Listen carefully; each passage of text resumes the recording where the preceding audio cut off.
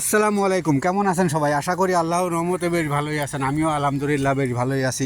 কারণ বন্ধু বান্ধব, আজকে আমার মনটা খুবই ভালো, কারণ আজকে বাগানে আসছিলাম এই গাছটা মাইরে দেওয়ার জন্য। ঠিক আছে, এই যে বড় গাছ, এই গাছটা কাইটে ফেলতে পারলাম না, এই কারণে যে পাশে একটা বাড়ি রয়েছে, একটা ইন্ডিয়ার বাড়ি রয়েছে। গাছটা কাইটে দেওয়ার পরে হয়তো বা ও চালের উপরে গিয়ে পড়লে আবার মালয়েশিয়াতে অনেক সামান ঠামানের একটা হিসেব কিতাব আছে।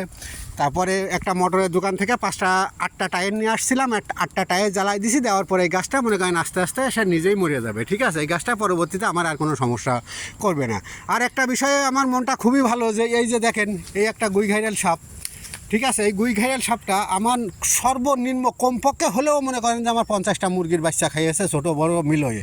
ঠিক আছে, কোনো কিছুতে তারা মারতে পারি না। ঠিক আছে, বড়শি পাচ্ছিলাম, বড়শি ভেঙে নিয়ে চলে গেছে, সুতো ছিঁড়ে নিয়েও অনেক চলে গেছে। ঠিক আছে, অনেক কয়টা ছিল। ঠিক আছে, পরে যাই হোক, ইউটিউবে একটা ভিডিও দেখতে দেখতে দেখতে দেখতে একটা ভিডিও চোখে পড়লো যে যে যে কম বেশি যারা খামার করেন তাদের তো বাচ্চা 2-1টা কম বেশি মরে। ঠিক আছে, আমারও বাচ্চা মরছিল। ঠিক আছে, মরার পরে ওর পেটটা কাইটে, মুরগির বাচ্চার পেটটা কাইটে ওর ভিতরে 3 পিস মনে করেন যে ইন্দুর মারা বিষ ওর ভিতরে ঢুকোই দিয়ে আমি সেলাই করে ফেলাই রাখছিলাম আজ থেকে 1 সপ্তাহ আগে।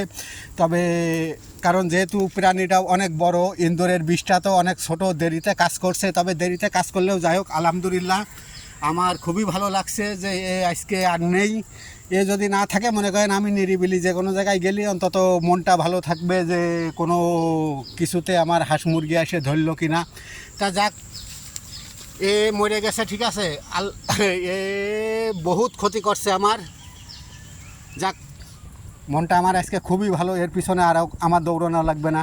তা যাক, ভালো থাকবেন সবাই। আসসালামু আলাইকুম। পরবর্তী ভিডিও পাইতে যদি পারেন ফলো কিংবা সাবস্ক্রাইব করে রাখেন।